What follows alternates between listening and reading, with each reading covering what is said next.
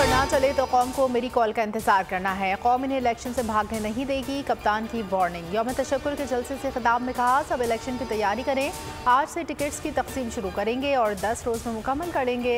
वाज़ेह किया कि supreme court पर हर किस्म का दबाव इस्तेमाल किया गया, कोशिश की गई सुप्रीम कोर्ट आइन के साथ खड़ी ना हो। उन्होंने अपने लोग बिठाकर इदारे तबाह कर दिए। जब जजेस इनके दबाव में नहीं आए तो उन्होंने हर हरबा इस्तेमाल किया। एक मफरूद बाहर बैठा कर मुल्क के फैसले कर रहा है।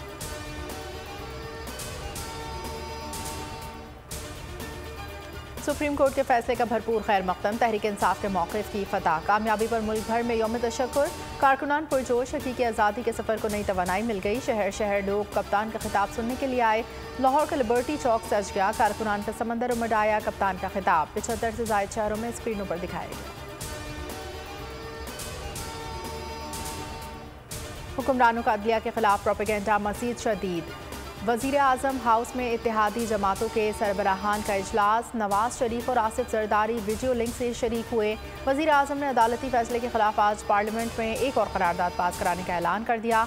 नून लीग कायदे नवाज शरीफ और वज़ीर आज़म का तमाम अरकान को शिरकत यकीनी बनाने का हुक्म।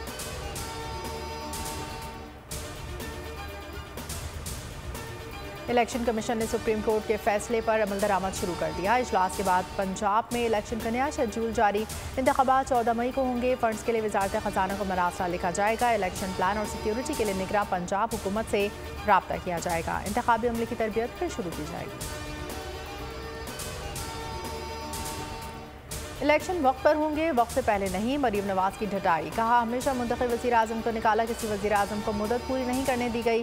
जोर सिर्फ वज़राए आज़म पर चलता है। वकला कन्वेंशन से खिताब में कहा कि किसी ने हिम्मत नहीं दिखाई डिक्टेटर को कटहरे में खड़ा करें।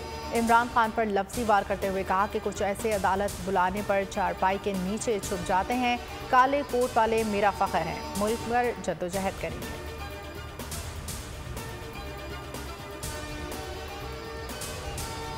और आज तक पर्दा रखते थे, चंद लोग जिद पर उतर आए हैं। सियासत करनी है तो तैयारी पकड़े, हम मुकाबला करेंगे।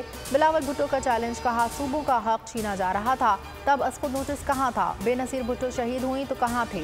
आज इदारे कठपुतली हैं, हम पर नाअहल मुसल्लत किया गया, ये नहीं देख सकते थे। तख्ते लाहौर की लड़ाई का सिंध के अवाम पर कोई असर नहीं पड़ेगा। तो नजर आ रहा है सामने लिखा हुआ जुल्म मिटने के लिए दो चीजों से मिटेगा भाई। एक, अदल की कुर्सी पे जो लोग बैठते हैं ना, वो अदल के हिसाब से फैसले करने लगे। दूसरा, कौम निकल खड़ी उस जुल्म के खिलाफ, तो जुल्म खत्म हो जाएगा। या इन दोनों में से कोई एक चीज हो जाए या दोनों हो जाए। अगर 420 का मुकदमा था, उस वक्त अदलिया में जो लोग बैठे हुए केस देख रहे थे, वो पूछते ना, यार चीट हुआ कौन है? जब उनको दिखता कोई चीट नहीं हुआ, केस खत्म कर देते। तो जालिम जुल्म कर ही नहीं पाता। 9 जजेस ने नोट बिफोर किया मेरे केस को, यार 1.5 साल चला। शख्सी जमानत का केस, सेम केस इस्लामाबाद में कर दिया। एक ही इल्जाम पे 2 केस हो नहीं सकते भाई। मतलब 60 दिन का वक्त होता है। 102 दिन के बाद मैं जीत गया, केस बरी हो गया। 102 दिन के बाद अपील फाइल की, एक्सेप्ट कर ली। नहीं करते ना एक्सेप्ट, खत्म हो जाता ना जुल्म यार। भरी अदालत में मुझे बरी कर दिया, फिर पता नहीं क्या हुआ 2.5 घंटे बाद का नोट बिफोर। मैं नहीं सुनता ये केस, खड़े रहते अपने फैसले पे, मिट जाता जुल्म। अल्लाह ताला ने बिठाया इन कुर्सियों पे इनको यार, ये अल्लाह ताला की तरफ से फैसले करने हैं। तो या तो ये फैसले आएंगे, जुल्म मिट जाएगा, या कौम खड़ी हो जाएगी जुल्म के खिलाफ।